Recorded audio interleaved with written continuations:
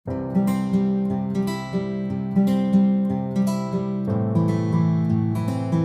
Students, कैसे हो? बिल्कुल फिट एंड फाइन, एंजॉय कर रहे हो लाइफ को? चलो जी, तो आज हम क्या करने वाले हैं? आज हम करेंगे चैप्टर 2 के सबसे इंपॉर्टेंट एमसीक्यू। और पता है ना टर्म 1 में क्या आने वाले हैं? एमसीक्यू। और एनसीईआरटी के एमसीक्यू हैं, तो समझ गए कितने इंपॉर्टेंट है। चलो, तो क्या कर रहे हैं आज हम? एमसीक्यू एनसीईआरटी के। और उससे पहले एक बात, क्या करना है आपको? जल्दी जल्दी अपने दोस्तों के साथ वीडियोस को शेयर करना शुरू करो और चैनल को सब्सक्राइब करो। और अगर आपके मन में किसी भी तरह का कोई डाउट है तो आप मेरे साथ शेयर करो, ठीक है? और कोई टॉपिक ऐसा है जिसके ऊपर आप चाहते हो कि मैं वीडियो बनाऊं, या कोई भी चीज़ अगर आपके मन में है, आप मेरे साथ शेयर करो तो आपको उसका इंस्टेंट आंसर मिलेगा, ठीक है? ओके, तो करते हैं डे 15 और टॉपिक क्या कवर करें हैं? एमसीक्यूज। सबसे पहला क्वेश्चन, और ये थोड़ा सा टिपिकल भी है, समझना पड़ेगा। A capacitor of 4 microfarad is connected as shown in the figure. The internal resistance, देखो चैप्टर नंबर 2 भी यूज कर दिया। The internal resistance of the battery is 0.5 ohm. The amount of charge, क्यों निकालना है? On capacitor plate will be. अच्छा जी, तो देखो Q का फॉर्मूला कितना होता है हमें पता है। Q का फॉर्मूला होता है CV। कितना होता है? CV। तो देखो अब हमें क्या चाहिए? C तो हमें पता है, C की वैल्यू कितनी है? 4 माइक्रो फेराड। V हमें फाइंड आउट करना है। देखो यहाँ पर इसने क्या क्या दे रखा है, समझना। यहाँ पर इसने दे रखा है रेजिस्टेंस। क्या दे रखा है? रेजिस्टेंस। अच्छा जी, दूसरा वर्ड दे रखा है इंटरनल रेजिस्टेंस। इंटरनल रेजिस्टेंस बोले तो स्मॉल आर, और रेजिस्टेंस बोले तो कैपिटल आर, ठीक है? चलो जी, एक की पॉइंट आपको बता देता हूं, इसको समझना आप। की पॉइंट देखो, अगर आपका रेजिस्टर और कंडक्टर एक साथ जुड़े हुए हैं, रेजिस्टर एंड कंडक्टर एक साथ जुड़े हुए हैं, कौन से केस के अंदर? देखो यहाँ पर 4 माइक्रोफेराड एंड 10 ओम रेजिस्टेंस। तो व्हेन, तो यहां पर क्या सिंपल सिंपल बोल सकता हूं? No current will flow, no current will flow from 10 ohm resistance. अब क्वेश्चन आता है वाई? क्योंकि कैपेसिटर लगा हुआ है तो वो आगे करंट को फ्लो करने ही नहीं देगा। क्लियर हो गई बात? तो अब हमारे पास रेजिस्टेंस कौन कौन से बचे भाई? तो अगर मैं बात करूं, आर हमारे पास कितना बच गया? 2 ओम। स्मॉल आर कितना आ गया हमारे पास? इसने बोला ना इंटरनल रेजिस्टेंस कितना हो गया? 0.5 ओम, ठीक है? तो टोटल वोल्टेज निकालोगे तो टोटल वोल्टेज को हम क्या बोलते हैं? EMF which is equals to V plus I small r। देखो ये आपको थोड़ा सा चैप्टर 2 में आएगा, थोड़ा यहाँ मैं आपको बताकर चल रहा हूँ। तो V इक्वल टू कितना होता है हमें पता है, V इज इक्वल्स टू कितना होता है? IR। ये तो आपने 10th क्लास में भी पढ़ रखा है, इतना तो आपको पता होना चाहिए, ओम्स लॉ। तो I capital R plus I small r। तो क्या करो, करंट निकाल लो, या सिंपल भाषा में कह दो टोटल रेजिस्टेंस। तो टोटल वोल्टेज कितना है आपके पास? 2.5। तो 2.5 equals to I, total resistance कितना हो गया? 2 प्लस 0.5। तो I की वैल्यू कितनी आ गई? 1। कितनी? 1 एम्पेयर। फंडा क्लियर होता है? अच्छा, अगर आपके पास करंट की वैल्यू 1 एम्पेयर है तो वोल्टेज V इक्वल्स टू कितना था? IR। तो कितना हो जाएगा? 1 मल्टीप्लाई 2, तो कितना हो गया? 2 वोल्ट। तो आपके पास V की वैल्यू कितनी आई? 2 वोल्ट। फंडा क्लियर? चलो जी, तो बस अब सॉल्व कर दो। ये सारा का सारा हमारे पास क्या था? Second part. तो ये हमारे पास क्या हो गया? V की वैल्यू कितनी आ गई? तो V इक्वल्स टू 2 वोल्ट। तो चार्ज निकाल दो, Q is equals to 4 microfarad multiply to 8 microfarad. तो चार्ज की वैल्यू कितनी आ गई? 8 माइक्रोफेराड। फंडा क्लियर? चलो जी, तो आंसर आ गया डी, ठीक है? चलो जी चलते हैं नेक्स्ट क्वेश्चन की तरफ। नेक्स्ट क्वेश्चन क्या कहता है, चलो देखो, a positively charged particle, positively charge particle मतलब प्रोटॉन मान लें, चलो एक प्रोटॉन मान लेते हैं, this is your positively charged particle. तो क्या मान लिया हमने, प्रोटॉन, तो प्रोटॉन विद पॉजिटिव, ठीक है, इज रिलीज्ड फ्रॉम रेस्ट, तो इनिशियल वेलोसिटी कितनी हो गई, 0, in a uniform electric field. Uniform electric field कब पैदा होती है भाई, याद कर लो, case number 2, uniform electric field due to plane. आपको बताया था मैंने भाई, अगर ये प्लेन है तो इससे निकलने वाली लाइन ऑफ फोर्सेस कैसी होंगी, स्ट्रेट होंगी, स्ट्रेट होंगी, तभी वो कैसी होंगी, यूनिफॉर्म होंगी। चलो जी, ड्यू टू अ प्लेन, तो ये कैसी होती है, स्ट्रेट लाइन होती है। चलो जी ये बात क्लियर हो गई। Electric potential energy of charge, भाई ये तो हमें पता है, electric potential of energy of charge के साथ क्या होने वाला है, देखो समझो, ये आपके पास क्या है, लाइन ऑफ फोर्सेस जा रही हैं ऐसे, ठीक है, ये लाइन ऑफ फोर्सेस जा रही हैं। अब अगर हमारे पास एक पॉजिटिव चार्ज ट्रैवल कर रहा है, ये हमारे पास कैसा है, पॉजिटिव चार्ज, और वो भी इस डायरेक्शन में ही जा रहा है, तो क्या होगा, जल्दी से बताओ मुझे, ट्रैवल कर रहा है कहाँ से कहाँ, high potential to low potential, कहाँ से कहाँ ट्रैवल कर रहा है, high potential to low potential. तो हाई से लो की तरफ अगर जा रहा है तो एनर्जी क्या होनी चाहिए, रिड्यूस होनी चाहिए, या पोटेंशियल कैसा होना चाहिए, रिड्यूस होना चाहिए। तो हम क्या बोल सकते हैं, इसको एक लाइन नीचे कर दो, चलो जी, चलो चलो, तो हमारे पास क्या होगा, proton is travelling from high potential to lower potential.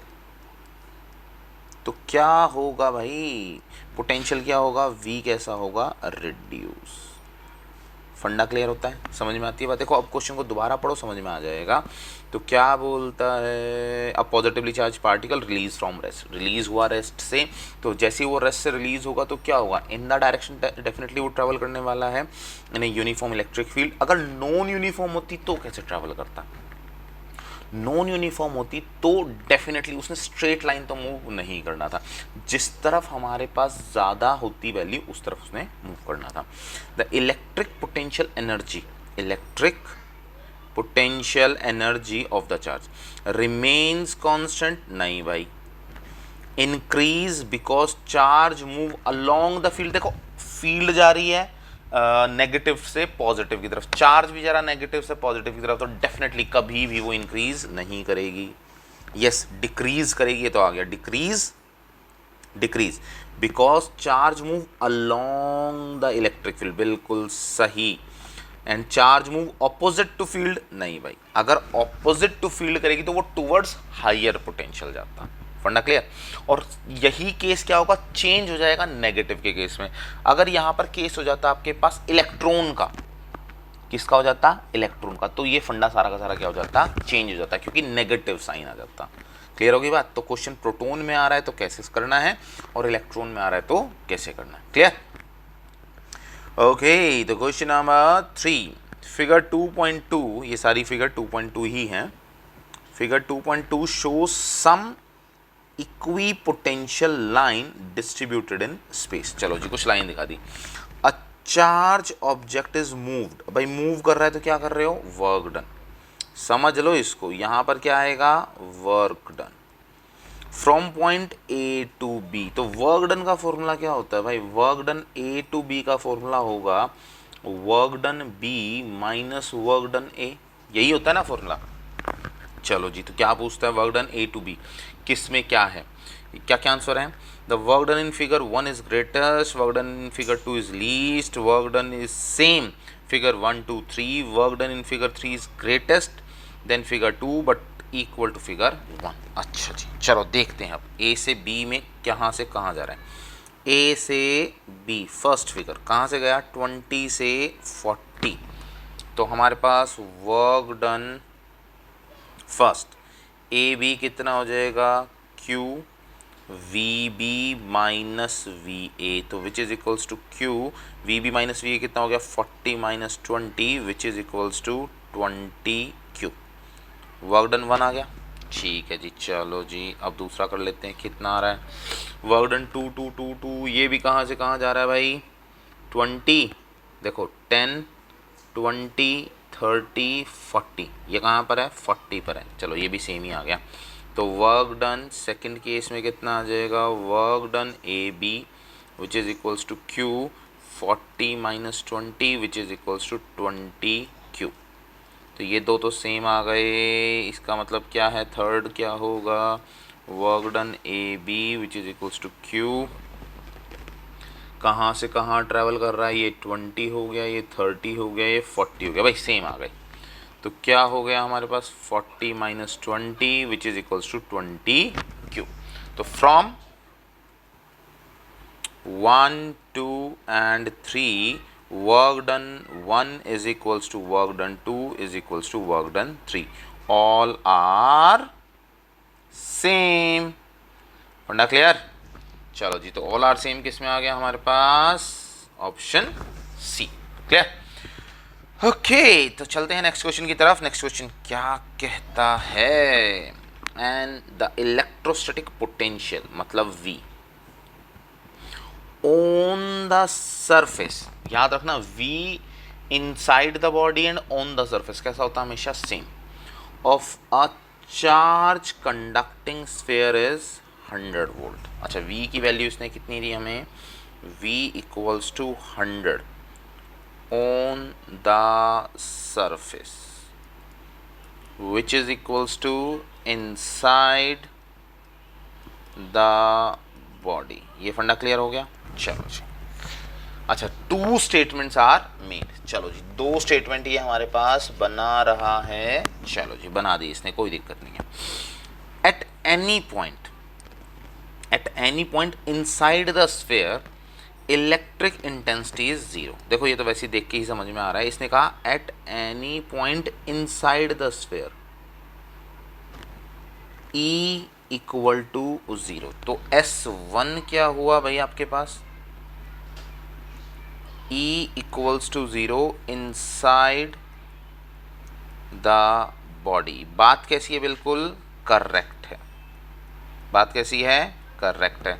चलो जी, at any point inside the sphere the electrostatic potential is 100 volt. ये बात भी ठीक है, मैंने अभी आपको बताया ऑन द सरफेस और इनसाइड हमेशा कैसा होता है, सेम होता है। तो ये आप मान लो S2 हो गया आपके पास, ये S1 हो गया। अच्छा जी, which of the following is a correct statement, S1 is true but S2 is false. नहीं भाई, दोनों ठीक है। Both S1 and S2 are false. नहीं भाई, दोनों ठीक है। S1 is true, S2 is also true, S1 is true, S2 is also true. चलो देखो ये स्टेटमेंट, देखो इसने यहाँ तक तो दोनों बोल दी।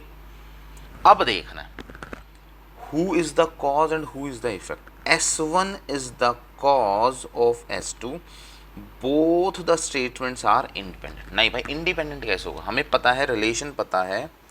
रिलेशन क्या होता है, E is equals to minus dV by dr. If V is equals to constant, then E is equals to 0। यही होता है, फंडा पता है। इसका मतलब को क्या हुआ, यहाँ पर पिताजी कौन है, तो हमारे पास क्या हुआ भाई, E1 is equals to father and V is equals to son। तो ये क्या होगा, कॉज, और ये क्या होगा, इफेक्ट। फंडा क्लियर हुआ। ठीक है भाई, इलेक्ट्रिक फील्ड होगी तभी तो उसकी ताकत मेजर कर सकते हैं ना, पोटेंशियल तो तभी आएगा, उसके बिना तो आ नहीं सिरा। चलो जी, तो हमारे पास क्या हुआ, answer number C is correct. Clear, okay.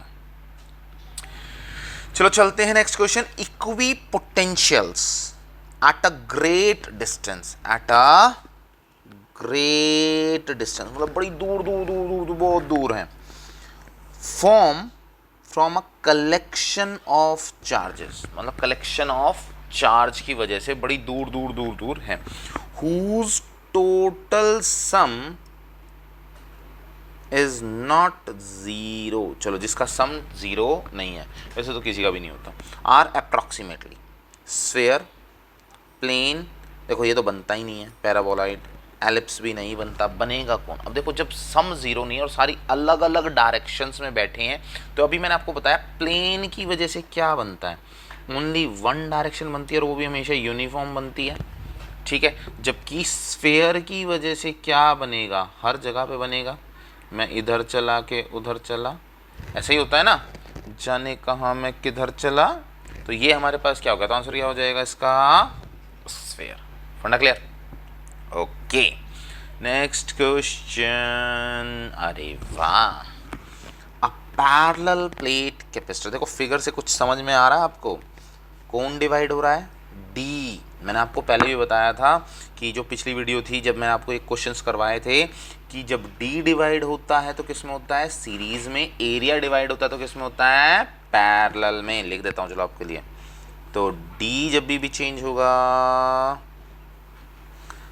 D change तो किस में जाएगा क्वेश्चन, सीरीज में, और अगर ए चेंज होगा तो किस में जाएगा हमारे पास, पैरेलल में। ठीक होती है बात? इसको क्या हो गया भाई, चलो ठीक है, तो किस में जाएगा हमारे पास, पैरेलल में। फंडा क्लियर? चलो यहां देखते हैं क्वेश्चन में क्या बोलता है। क्वेश्चन में बोलता है a parallel plate capacitor is made of two dielectric blocks, चलो वो तो क्वेश्चन देख के पता लग रहा है, इन सीरीज, देखो सीरीज में है, one of the block has thickness D1, अच्छा जी चलो ये D1 हो गया, ये D2 हो गया, dielectric constant K1 and other has dielectric constant K2 and dielectric constant K2 as shown in the figure, the arrangement can be thought, अब इसको सोचा जा सकता है, as a dielectric slab of thickness D is equals to D1 plus D2 and effective dielectric constant K, then the value of K is, इसने क्या कहा है, पहले तो इसके डायग्राम को समझते हैं भाई, ये डायग्राम में क्या कहना चाहता है हमें, ये कहता है हमें दो डायग्राम है, एक डायग्राम ये है, एक डायग्राम ये है, ठीक है। इसने कहा यहाँ पर, इसने इसको यहाँ पर ये क्या डाल दिया, D1, यहाँ पर क्या है, D2, K1 K2, फंडा क्लियर हो गया। और कहता है यहाँ पर जब हमारे पास D है वो D1 प्लस D2 के इक्वल है, और जो ये टोटल वैल्यू है इसके अंदर कौन सा डाइलेक्ट्रिक डाल दिया उसने, K। तो अब बताओ इन दोनों के बीच में क्या रिलेशन है, इन दोनों के बीच में क्या रिलेशन है। चलो जी सबसे पहले ये तो हमारे पास किस में आ गया, सीरीज अरेंजमेंट आ गया, और ये कैसा आ गया, इंडिविजुअल, कैसा आ गया भाई, इंडिविजुअल। चलो जी तो सबसे पहले इंडिविजुअल की वैल्यू देखते हैं, तो इंडिविजुअल की हमारे पास क्या फॉर्मूला होता है, C is equals to epsilon not A by D, यही होता है। तो यहाँ पर K आ गया तो कितना आ जाएगा, K times of epsilon not A divide by D, where D is equals to D1 plus D2, ये तो फर्स्ट इक्वेशन आ गई। चलो जी this is your equation number 1।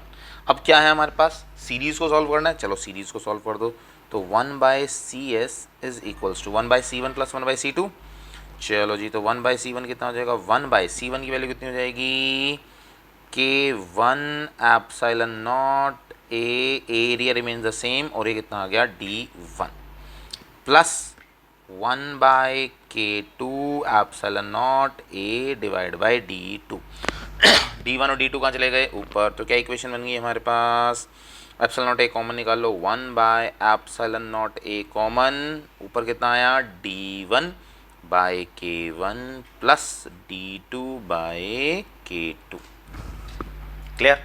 LCM ले लो, चलो चलो जल्दी जल्दी सॉल्व करो। तो कितना आया, 1/CS is equals to 1/ε0 A K2D1 plus K1D2 divide by K1 multiply K2। तो CS की वैल्यू कितनी आई, रिवर्स कर दो तो कितना आया, ε0 A K1 multiply K2 divide by K1 plus K2। फंडा क्लियर हो गया। This is your equation number 2। चलो जी, तो फ्रॉम इक्वेशन 1 एंड 2 कर दो बस और सॉल्व कर दो। फ्रॉम इक्वेशन 1 एंड 2 तो क्या वैल्यू आई भाई, वहाँ ये कितनी आई, ε0 A डिवाइड बाय नहीं multiply K1 multiply K2 divide by K1 plus K2 equals to, वो कितना था, K times of ε0 A divide by D। ठीक है ठीक है ठीक है। अच्छा जी, हमारे D1 D2 कहाँ गए, ओके D1 प्लस D2 वो कहाँ गए, K2 D1 plus K1 D2। भाई देखो थोड़ी सी गलती, यहाँ पर क्या आ गया हमारे पास, D1 एंड D2 कहाँ गए इसके, देखो नीचे नीचे नीचे नीचे, यहाँ पे भी तो आएंगे। देखो यहाँ पूरी वैल्यू रखो भाई, तो हमारे पास कितना आएगा, और यहाँ से भी इसको क्लियर करो और इसको ठीक करो, ठीक करोगे तो कितना आ जाएगा हमारे पास, चलो चलो चलो रखो, तो कितना गया, K1 multiply K2 divide bye K2 D1 plus K1 D2। फंडा क्लियर। तो सिमिलरली यहाँ पर आएगा ε0 A divide by multiply K1 multiply K2 divide bye K2 D1 plus K1 D2। ठीक हो गया। ε0 A से ε0 कैंसिल, तो K बाई D की वैल्यू टर्म्स में देखो तो हमारे पास क्या आता है, देखो देखो देखो देखो देखो, तो क्या आंसर बना भाई हमारा, जल्दी जल्दी देखो, K1 मल्टीप्लाई K2, तो ये D ऊपर आ जाएगा, तो ठीक है ठीक है ठीक है, तो K इक्वल टू कितना आ गया, चलो इसे थोड़ा सा नीचे कर दो और देखो यहाँ से ध्यान से देखो इसको, तो हमारे पास कितना हो गया भाई, K इक्वल्स टू D को ऊपर ले जाओ, D times of K1 multiply K2 divide bye K2 D1 plus K1 D2। तो इसको ओपन करके लिख सकते हो, D1 plus D2 K1 multiply K2 divide bye K2 D1 plus K1 D2। ठीक है। चलो जी, ये देखो अब आंसर कौन सा है हमारे पास, D1 plus D2, D1 plus D2। चलो जी, D1 प्लस D2 आ गया, K1 मल्टीप्लाई K2 आ गया, K2 D1, यस आंसर कौन सा बना हमारे पास, C। फंडा क्लियर, समझ में आती है बात। चलो अब हमारे पास है क्वेश्चन नंबर 7। क्वेश्चन नंबर 7 को थोड़ा सा ध्यान से समझना भाई, क्या है, consider a uniform electric field. भाई यूनिफॉर्म मतलब सीधी सीधी बात है straight line in the Z direction. तो जेड डायरेक्शन का तो सीधा सीधा मतलब हमारे पास क्या होगा, एक्स वाई प्लेन। तो यहाँ पर मान लो this is your Z direction, this is your Z कह रहा हूँ मैं, इसको मान लो आप जेड, जिससे आपको समझने में क्या हो जाएगा, ईजी हो जाएगा। जेड इसको बोल दो एक्स, इसको बोल दो वाई, भाई मान सकते हैं ना। चलो जी, तो ये हमारे पास क्या हो गया, यस यस यस, तो ये क्या हो गया हमारे पास, X Y plane X Y. फंडा क्लियर। तो डायरेक्शन कैसी आएगी, ये किसकी डायरेक्शन, इलेक्ट्रिक फील्ड की डायरेक्शन। फंडा clear. Consider a uniform electric field in the Z direction, the potential is a constant. Potential V कैसा है, सेम है। चलो जी, अब इन ऑल स्पेस, भाई नहीं, ऑल स्पेस में तो नहीं हो सकता, क्योंकि सिर्फ और सिर्फ या तो वो किस तरफ जा रहा है, आगे की तरफ, या वो कहाँ जाएगा, पीछे की तरफ। तो दो ही डायरेक्शन में हो सकता है। चलो जी, for any X, any value of X for a given z, मतलब क्या, कोई भी x एक्सिस की वैल्यू ले लो तो वहाँ पे y एक्सिस कितना होगा 0, तो इसका मतलब क्या हुआ x 0, मतलब कैसा है, करेक्ट है, ये पॉसिबल है क्योंकि वो प्लेन का हिस्सा है या नहीं है, बोलो। अगर वो लाइन पर है आपके पास तो मतलब क्या वो प्लेन का हिस्सा है, चलो good. For any value of y, मतलब क्या हो गया 0y, मतलब ये भी काम करेगा, ठीक है। On the X Y plane for a given that, ये तो भाई है ही है, मतलब क्या हमारे पास आंसर कौन कौन से हो गए, बी सी एंड डी। फंडा क्या, समझ में आती बात। Okay, question number 8, question number 8 क्या कहता है, इक्वी पोटेंशियल सरफेस। भाई इक्वी पोटेंशियल सरफेस की अब जितनी भी कहानियां पढ़ी हैं सब पता लग जाएंगी कितनी समझ में आई हैं। Are closer in regions of large electric field, closer in region large electric field, बिल्कुल सही बात कर रहा है, closer in region of large electric field, मतलब भाई पता है ना जहां पर इलेक्ट्रिक फील्ड की वैल्यू ज्यादा होती है इक्वी पोटेंशियल सरफेस कैसे होते हैं, क्लोजर होते हैं, compare to region of lower electric field. Low electric field होगी तो उनके बीच का जो डिस्टेंस होता है वो कैसा होता जाता है, ज्यादा, मतलब क्या है, ठीक बात है। Will be more crowded near sharp edge, near sharp edge, जितना छोटा एरिया तो सरफेस चार्ज डेंसिटी उतनी ही ज्यादा, और इक्वी पोटेंशियल सरफेस भी कैसे होंगे उसके उतने ही पास पास, बिल्कुल सही कह रहा है। Will be more crowded, will be more crowded near regions of large charge, अरे अभी तो बताया चार्ज डेंसिटी क्या होती है, चार्ज बाय एरिया, एरिया छोटा होगा तो डेंसिटी कैसी हो जाएगी, हाई, और E इक्वल्स टू कितना होता है, sigma bye epsilon not, sigma ज़्यादा तो इलेक्ट्रिक फील्ड भी ज़्यादा, और इक्वी पोटेंशियल सरफेस कैसे हो जाएंगे, बड़े ही पास पास। Will always be equally spaced, भाई ये तो कभी भी नहीं होता भाई ना, गलत। तो आंसर क्या क्या होगा इसका, ए बी एंड सी। फंडा क्लियर, समझ में आती है बात। ओके, द वर्क डन, भाई वर्क डन इनमें से देखें तो हमारा फॉर्मूला देखो, यहीं से फॉर्मूला पता लग रहा है आपको, चलो जी देखो कितना अच्छे है ना। Work done is equals to, अब हमें पता है क्यू वी, यही बोलते हैं या फिर क्या बोलते हैं, integration minus E dot D L, A से बी, यही बातें बोलते हैं। चलो फॉर्मूला तो मैं यहीं से देख गया, work done to move a charge along an equi potential, भाई इक्वी पोटेंशियल पर वर्क डन कितना होता है, नील बटे सन्नाटा, 0, ये बात हमको पता है। चलो जी, कैन नॉट बी डिफाइंड, भाई ये कैसे हो सकता है, can not be defined, must be defined, बिल्कुल सही, इज 0, बिल्कुल सही, can have a non zero value, बिल्कुल गलत। तो आंसर क्या हो गया, बी एंड सी, ठीक है। चलो जी, तो लिख दो यहां पर, work done is equals to 0 on equi potential surface, पता है ना क्यों, because delta V is equals to 0, तो W equals to Q V B minus V A is equals to 0, ठीक हो गया। चलो जी, नेक्स्ट क्वेश्चन क्या कहता है, देखो देखो देखो,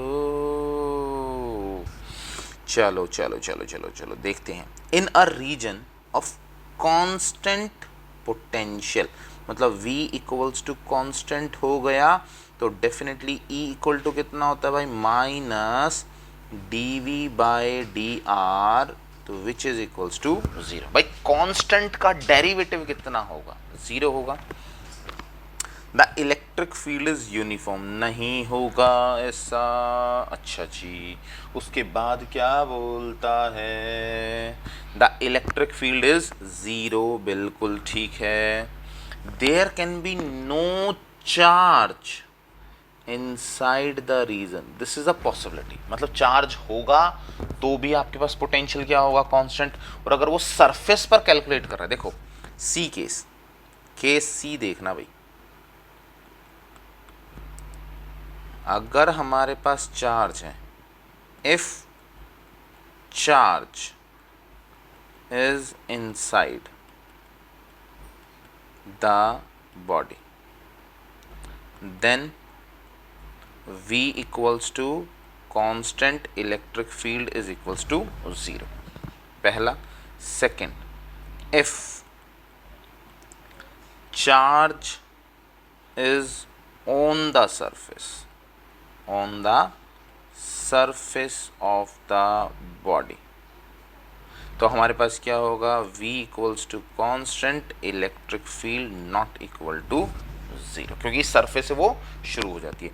there can be no charge, can be possible है, क्योंकि अंदर तो अगर चार्ज नहीं भी है, चार्ज अगर मैं यहाँ बात करूँ थर्ड पॉइंट की, if no charge inside the body, still V is equals to constant, क्योंकि बाय इंडक्शन की वजह से वो कहाँ जाता है, बाहर आ जाता है. ठीक है, तो हमारे पास क्या हो गया, सी पार्ट कैसा हो गया, correct. The electric field shall necessarily change if a charge is placed outside the region. भाई देखो, V अगर कांस्टेंट है, देखो डी पार्ट को समझो, part D, if V is equals to constant, then E is equals to कितना होता है, माइनस dV/dr. तो अगर V कांस्टेंट है तो डेफिनेटली E इक्वल टू कितना होने वाला है, 0. सो E can not be a variable value. हाँ, अगर वेरिएबल चाहिए तो V की वैल्यू को भी क्या करना पड़ेगा, वेरिएबल करना पड़ेगा. ठीक है, चेंजेबल करना पड़ेगा. तो ऑप्शन डी कैसा हो गया, गलत. तो आंसर क्या हो गया, आंसर है इसका बी एंड सी. पढ़ना क्लियर? ओके, नेक्स्ट क्वेश्चन की तरफ चलते हैं. तो question number 2.11, in the circuit shown in figure initially की K1 इज क्लोज बोले तो सर्किट कैसा है, कनेक्टेड. चलो पहले दिमाग लगाना शुरू कर दो भाई. केस 1 क्या है आपका, केस 1 कैसा बता रहा है, कनेक्टेड में याद रखना क्या क्या बातें होती हैं. Number 1, V remains same. ठीक हो गया. चलो जी, केस 2 जब कनेक्टेड की बात कर रहा है तो वो डिसकनेक्टेड की जरूर करेगा. एंड की K2 इज ओपन. अच्छा जी, तो मतलब पहली बार में क्या बोल रहे हैं, इनिशियली K1 कैसा है आपके पास, K1 तो मतलब क्या है, ये तो कैसा हो गया, कनेक्टेड. कैसा हो गया, connected. And K2 is open, ये कैसा है, ओपन है. तो ये कैसा हो गया, डिसकनेक्टेड. बात दिमाग में जा रही है. तो इसके पास तो V आएगा, इसका V कितना हो जाएगा, 0. चलो जी, देन K1 इज ओपन, ये तो केस 1 था. चलो पहले केस 1 बना लो भाई. केस 1 में C1 connected, C2 disconnected from battery. दिमाग में जा रही है बात. चलो जी, केस 2 में क्या बोलता है वो, अच्छा जी, केस 2 में बोलता है then K1 is open. K1 is open मतलब यहां से एक्सटर्नल सर्किट से कोई काम नहीं हो रहा. And K2 is close. मतलब क्या हो रहा है, आप समझना. मतलब ये है, अब इस सर्किट को अगर हम देखें तो सर्किट से क्या हो रहा है, कुछ ऐसा ही है ना, एक यहाँ और एक यहाँ, और ये चल रहा है. मतलब सिर्फ फ्लो कहाँ से कहाँ हो रहा है, C1 से C2 की तरफ, C1 से C2 की तरफ. ये जो बैटरी थी ये क्या हो गई, डिस्कनेक्ट हो गई. फंडा क्लियर हो गया. चलो जी, so now current can flow from C1 to C2. No battery involve. फंडा समझ में आता है, क्लियर होती है बात। तो पहली बार में क्या हुआ, सिर्फ पहले कैपेसिटर में तो करंट जा रहा है, दूसरे कैपेसिटर से कोई लेना देना नहीं है। दूसरी बारी में कहता है कि कैपेसिटर 1 और कैपेसिटर 2 के बीच में तो हमने वायर को जोड़ दिया और एक्सटर्नल बैटरी का कोई रोल नहीं है। चलो अब आगे क्या बोलता है, ऑर्डर इज इंपॉर्टेंट। चलो जिसने पहले ही बोल दिया ऑर्डर इज इंपॉर्टेंट।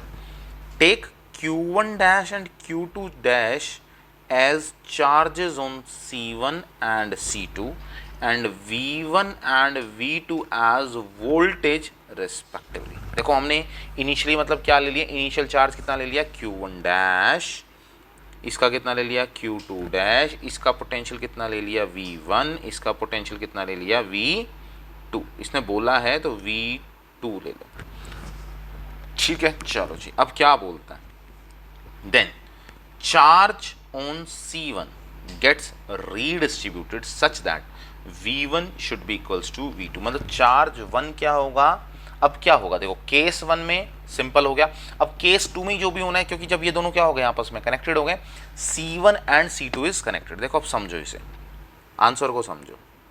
अब हुआ क्या है, ये एक बैटरी है और ये एक बैटरी है और ये दोनों आपस में कैसे हो गई हैं, कनेक्ट हो गए, connected with wire, connected with wire. तो क्या होने वाला है, अब जो जो बातें आएंगी देखो, एक तो क्या आएगा कॉमन पोटेंशियल, क्या आने वाला है भाई कॉमन पोटेंशियल। तो मतलब क्या होगा, कॉमन पोटेंशियल V आएगा एक दोनों के बीच में। दूसरा क्या होगा, initial charge, initial charge should be equals to final charge. ये तो होगा ही होगा, ये दो चीज़ें आपकी क्या होंगी, डेफिनेटली होने वाली है। ये बात समझ में आती है कि नहीं आती है, क्लियर हो रही है। एक बार जल्दी से इसको देखो, जल्दी से कि आपके पास क्या हो रहा है, दिमाग में थोड़ा सा घुमा के देखो, फंडा क्लियर हो जाएगा कि देखो दोनों का पोटेंशियल कैसा आएगा, सेम आएगा, दोनों का चार्ज कैसा आएगा, सेम, इनिशियल एंड फाइनल। अब देखो क्या क्या बोल रहा है, चार्ज ऑन C1, यहाँ पर क्या था Q1 डैश था, यहाँ पर कितना था Q2 डैश था, gets redistributed such that potential V1 should be equals to V2। Yes, इसने क्या करी है, कॉमन पोटेंशियल वाली बात सही कही है। तो मतलब क्या हुआ, ये बात कैसे कह रहा है, ठीक कह रहा है। Charge on C1 gets redistributed such that Q1 dash is equal to Q2। भाई ये नहीं कहा, दोनों को सम करके डिवाइड बाय 2 करना। चार्ज कितना होना चाहिए, लिख दो यहाँ पर, Q should be equals to Q1 dash plus Q2 dash divide by 2 के इक्वल होना चाहिए, ठीक है। तो आंसर नंबर 2 क्या हो जाएगा, गलत। Charge on C1, charge on C1 get redistributed such that C1 V1 Q1 plus C2 V2 मतलब Q2 dash Q1 dash Q2 dash is equals to C1 ही। नहीं भाई नहीं, ऐसा नहीं होगा, मैंने आपको बताया डिवाइड बाय 2 होगा। तो आंसर क्या होगा, गलत। Charge on C1, charge on C1 get redistributed such that Q1 dash plus Q2 dash equal to total charge क्या होगा, दैट इज द Q। ये बात कैसी आती है, ठीक होती है। फंडा क्लियर हो गया, समझ में आती है। ये Q डैश कह सकते हैं इसको, आपको समझने में दिक्कत ना आए, ठीक हो गया। तो आपके पास टोटल चार्ज दोनों का मिला के ही तो Q के इक्वल होगा, तो दोनों का आप क्या कर दोगे, उसको रीडिस्ट्रीब्यूट कर दोगे सच दैट, बिल्कुल सही। तो आंसर क्या आ गया, डी। फंडा क्लियर हो रहा है, चलो जी। तो हमारे पास क्या आ जाएंगे answer, A and D part. Clear होती है बात। चलो भाई अब क्या है आपके पास, क्वेश्चन नंबर 12। चलो तो क्वेश्चन नंबर 12 क्या कहता है, if a conductor has a potential V not equal to 0। इसने नॉट इक्वल टू 0 कहा है, तो मतलब क्या है, V, अरे भाई अरे अरे अरे, V नॉट इक्वल टू 0 मतलब क्या है, यहाँ पर दोनों केस हो सकते हैं, कांस्टेंट भी हो सकता है और दूसरी बात क्या है, वेरिएबल भी हो सकता है। चलो जी सोच के चलते हैं। And there are no charges anywhere else outside, मतलब जहां पर भी वो है उसके आसपास और बहुत सारे चार्जेस नहीं रखे हुए। देन तो क्या होगा, जैसे मान लो एक बॉडी बना लो, ये चलो एक बॉडी है, ठीक है, यहाँ पर v नॉट इक्वल टू 0 है, तो डेफिनेटली अंदर भी कोई ना कोई वैल्यू होगी, बाहर भी।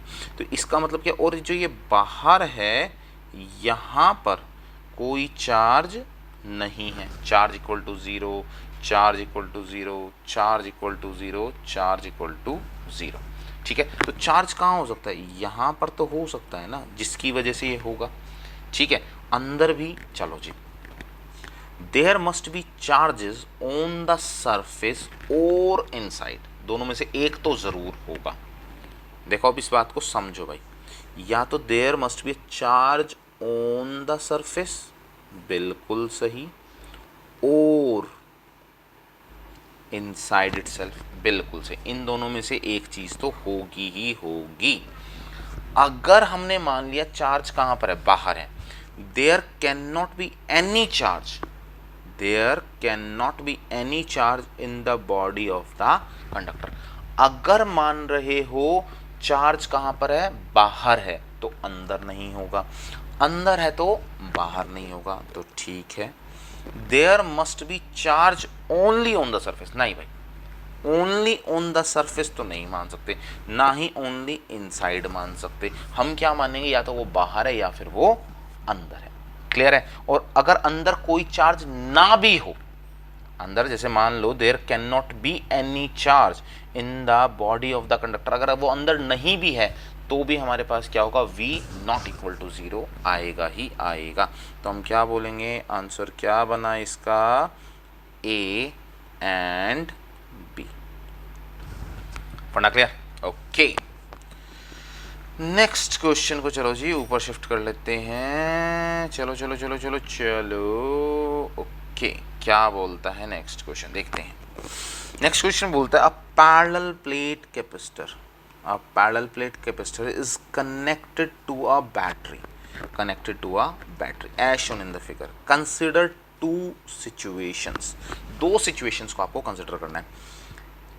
key K, ये key K is kept close and plates of capacitors are moved apart using insulating handle। देखो पहले तो ये समझो, सबसे पहले तो इसका सोल्यूशन समझो, और यहाँ पे मैं आपको एक गोल्डन बात बता रहा हूँ, ध्यान से समझना।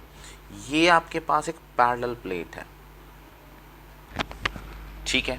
अच्छा जी, इसका फॉर्मूला क्या होता है, C is equals to epsilon not A divide by D।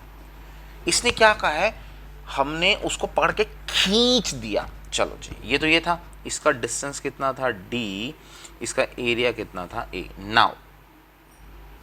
Now stretch करो, दो केस हो सकते हैं, या तो आप उसको खींच सकते हो या उसको बिल्कुल ही पिचका सकते हो, ठीक है। नाउ केस 1, अब आपने क्या करा, स्ट्रेच करा, स्ट्रेच करोगे तो स्ट्रेच करके कहाँ पहुंच गए, यहाँ। तो अगर आपके पास अब डिस्टेंस हो गया 2D, अब मुझे बताओ एरिया कितना होगा भाई, एरिया भी तो उसी के प्रोपोर्शनेट में बढ़ गया ना, तो एरिया कितना हो जाएगा 2A। समझ में आती है बात, तो C निकालो, C की वैल्यू कितनी आएगी, एप्सिलॉन नॉट A की जगह कितना आएगा 2A डिवाइड बाई 2D, तो वैल्यू कितनी आ गई, epsilon not A divide by D which is equals to C not. फंडा समझ में आया। सिमिलरली क्या करोगे, चलो कंप्रेस कर दो, कंप्रेस करोगे तो कितना आएगा, इसका हाफ कर दो। तो अगर आपका डिस्टेंस D/2 हो गया तो एरिया भी तो A/2 होगा। चलो बना देता हूँ आपके लिए सेकंड केस, यहाँ कंप्रेस कर दो, कंप्रेस करोगे तो क्या होगा, चलो जी बिल्कुल कंप्रेस करके इतना ला दिया, तो D, अब आपके पास D' कितना हो गया D/2, तो A' कितना हो गया आपके पास A/2। फंडा क्लियर होता है, एरिया भी तो आधा हो गया, डिस्टेंस कम होगा, तो C इक्वल टू कितना होता है epsilon not A' divide by D' which is equals to epsilon not A की जगह पर कितना आएगा, ए डैश की जगह A by two multiply 1 by D की जगह पर डी बाई टू, 2 से 2 कैंसिल, सी इक्वल्स टू कितना आ गया, सी नोट आ गया। मतलब क्या हुआ, no effect on capacitance, no effect on capacitance. किस किस का, नंबर 1 स्ट्रेच का एंड कंप्रेस का। फंडा समझ में आ गया, दिमाग में बात जा रही है। देखो क्वेश्चन समझना बहुत ज़रूरी है, नहीं तो ऐसी तैसी कर देता है। की K is kept close, closed है अभी सिस्टम। अब चलो ए पार्ट को सॉल्व करते हैं। चलो जी इसको जोड़ दो पहले, ए पार्ट। तो क्या बोल रहा है कि के इज क्लोज्ड, क्लोज्ड बोले तो सर्किट कैसा है, कनेक्टेड। कैसा है, कनेक्टेड। तो कनेक्टेड है तो याद करो क्या क्या बातें आती हैं। V कैसा रहेगा, सेम। V कैसा रहेगा, सेम। ये चीज़ क्लियर है, समझ में आती है बात। चलो जी ओके, अब आगे चलते हैं। क्या बोलते हैं की के इज ओपन, केस 2 पढ़ रहे हैं। तो की के इज ओपन तो मतलब क्या आ गया, इसने डिस्कनेक्ट कर दिया। चलो जी बी पार्ट को लिखो। तो अब क्या आ गया, की के ओपन, तो ओपन हो गया तो क्या हो गया हमारे पास, डिस्कनेक्टेड। तो डिस्कनेक्टेड के अंदर हमेशा V कैसा होता है, चेंज होता है। चेंज बोले तो कह सकते हो रिड्यूस होता है, रिड्यूस होता है। दूसरी खास बात, Q कैसा रहता है, सेम रहता है। ये बात तो दिमाग में आ गई। चलो जी उसके बाद क्या बोलते हैं, की K is open and plates of capacitors are moved apart. Moved apart का मतलब क्या है, फिर से वो स्ट्रेच कर, तो स्ट्रेच करने का कोई इंपैक्ट ही नहीं है, तो चलो छोड़ दो। यूजिंग इंसुलेटिंग हैंडल, तो बस अब देखो choose the correct option. In a case A में मतलब था वो कनेक्टेड, क्यू रिमेन सेम, भाई नहीं हो सकता। देखो इसने बोला है इन ए, जब वो कनेक्टेड था क्यू रिमेन सेम, नहीं हो सकता। एंड सी चेंज, ये भी नहीं हो सकता, सी तो चेंज होना ही नहीं है। तो सी रिमेन्स सेम, सी रिमेन्स सेम। चलो जी बी केस क्या था हमारे पास, डिस्कनेक्टेड। वी रिमेन सेम, भाई नहीं हो सकता। एंड सी चेंज, ये भी नहीं हो सकता। फंडा समझ में आता है। अच्छा जी in case A V remain same, हाँ केस ए क्या था, कनेक्टेड। केस ए क्या था, कनेक्टेड। बी क्या था, डिस्कनेक्टेड। चलो जी एंड हेंस क्यू चेंज, ये समझ में आता है। और इसमें क्या बोल रहा है, in B Q remain same, disconnected में क्यू सेम और वी कैसा होगा, चेंज। तो सी करेक्ट, डी करेक्ट। तो आंसर क्या हो गया, बोलो जल्दी जल्दी, सी एंड डी। पढ़ना क्लियर, समझ में आती बात। चलो जी तो बच्चा पार्टी, ये थे हमारे पास एनसीईआरटी से निकाल कर जो छांटे हुए, जो एनसीईआरटी ने प्रोवाइड किए हुए हैं वो एमसीक्यूज।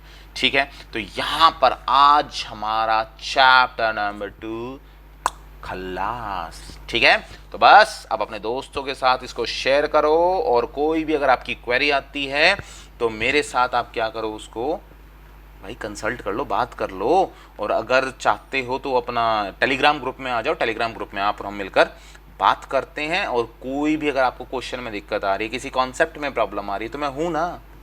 चलो ओके बाय।